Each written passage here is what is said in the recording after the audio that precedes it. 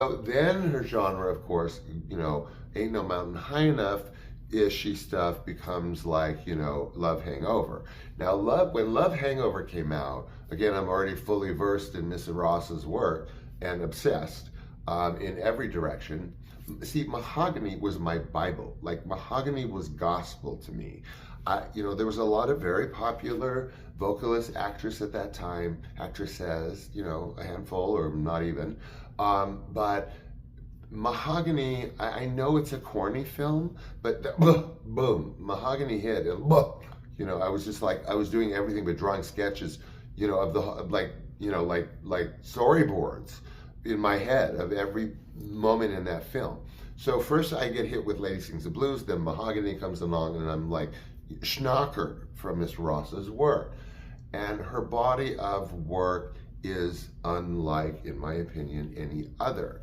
She and the Supremes. Now, of course, let's face it, the Supremes were Diana Ross. Diana Ross was the Supremes.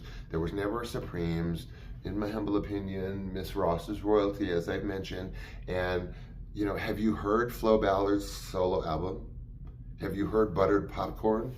The only one that she was really allowed to sing. I know her sad story. And Mary Wilson?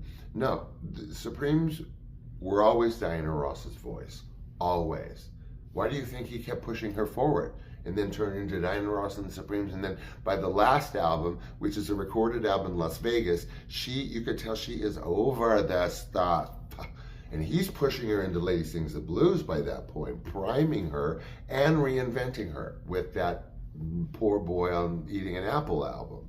So boom, boom, boom, boom, boom. Her career just, you had to have lived in the 70s to have had the profound emotional impact that Miss Ross had on many of us. I mean, I'm breathless over the woman.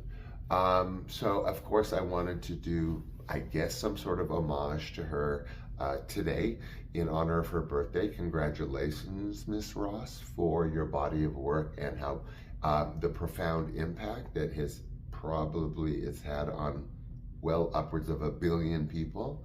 And again, comparable to the Beatles in terms of, they hold records. I don't know how many, but in terms of girl groups, so to speak, they hold many. And it all, like I said, started with the Pointer Sisters. I was obsessed. I know every lyric. The Anthology, I know every lyric. I know every lyric to every Diana Ross song, even the non-hits, as my friend Robert likes to call them. The non-hits are sometimes our favorite. I don't know, the Rodgers and Hart album. Oh, and talking about favorite albums, of course, among like a dozen, Supremes at the Copa. You want a nice, cool, amazing live album? Listen to Supremes at the Copa. Anyway, so her work continued. I hit 1980, then I was going to Black Flag concerts, in Doc Martens and whatever. So no, I wasn't. I mean, but still, no matter what period of music or phase I was in, if you played Miss Ross, it was like, the fembot, like short-circuited. So I still love her. I loved her through that period. I went to one last concert at the amphitheater years later when it was all covered, and I don't know, this is in the 90s. It was good. I was screaming how much I loved her to her on the stage, but from 1980 forward, I wasn't a major fan of what she was doing. So I just left it where it was, which is enshrined in my head and forever will be in so many ways. Carved, as I used to say, into my mental plate. So thanks for joining me today and indulging me over my enthusiasm about Miss Ross. Hi, Robert. And I hope you enjoyed it. I sure did. And long live HRH, Miss Ross. So in the meantime, you know what's coming tomorrow. Same menu, same, crazy array.